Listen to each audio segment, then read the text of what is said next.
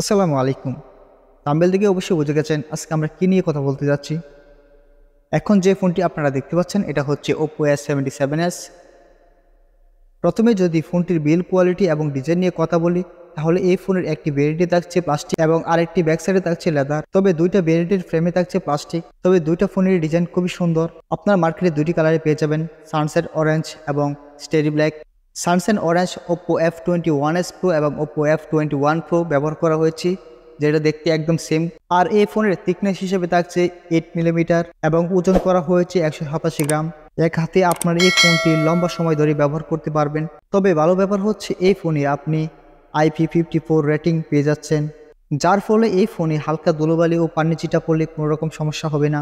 তাছাড়া এই ফোনের একপাশে পেয়ে যাবেন ভলিউম বাটন এবং একটি সিম স্লট। এই সিম স্লটে আপনি দুইটা সিম ব্যবহার করতে পারবেন। তাছাড়া আপনি এক্সটার্নাল মেমোরি কার্ডও ইউজ করতে পারবেন।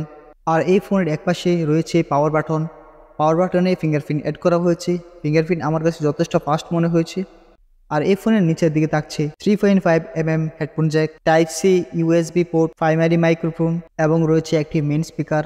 ডিসপ্লে নিয়ে কথা বলতে গেলে এই ফোনে থাকছে 6.56 ইঞ্চি IPS LCD প্যানেল। তবে ডিসপ্লেটা হচ্ছে HD+ ডিসপ্লে, যার রেজলিউশনও থাকছে 720x1600 পিক্সেল এবং আরও থাকছে 269 ppi ডেন্সিটি। আর ভালো ব্যাপার হচ্ছে ডিসপ্লেতে ব্যবহার করা হয়েছে 19 হার্জ রিফ্রেশ রেট, যার ফলে টাচ রেসপন্স খুবই মোটামুটি ভালো লেগেছে। ক্যামেরার কথা বলতে গেলে এই ফোনের পিছনে থাকছে দুইটি ক্যামেরা, 50 মেগাপিক্সেল এবং 2 মেগাপিক্সেলের ডেপথ সেন্সর এবং ক্যামেরার সাথে থাকছে LED ফ্ল্যাশ লাইট। তবে দুঃখজনক বলতে গেলে এই ফোনে আলট্রা ওয়াইড সেন্সর থাকছে না। আর এই ফোনের সেলফি ক্যামেরাতে রয়েছে 8 মেগাপিক্সেল। বাজেট অনুযায়ী এই ক্যামেরার ফাংশন যথেষ্ট ভালো ছিল। আর এই ফোনটিতে রয়েছে অ্যান্ড্রয়েড ভার্সন 12। অপরদিকে সবার পছন্দের চিপসেট হিসেবে থাকছে স্ন্যাপড্রাগন 680, যে প্রসেসরটা আমরা Oppo A78 এবং Realme 9i-তে পেয়েছি। এই ফোনটি বাংলাদেশে একটি ভ্যারিয়েন্টে লঞ্চ হয়েছে 8GB এবং এর সাথে থাকছে 8GB এক্সটার্নাল ভার্চুয়াল র্যাম এবং 128GB রোম। এই ফোনের ব্যাটারি নিয়ে কথা বলতে গেলে এই ফোনে 33 ওয়াটের ফাস্ট চার্জার দেওয়া হয়েছে।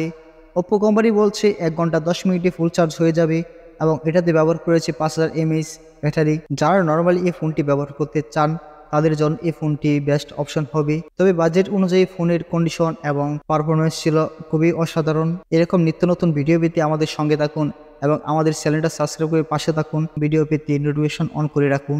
ধন্যবাদ। আসসালামু আলাইকুম।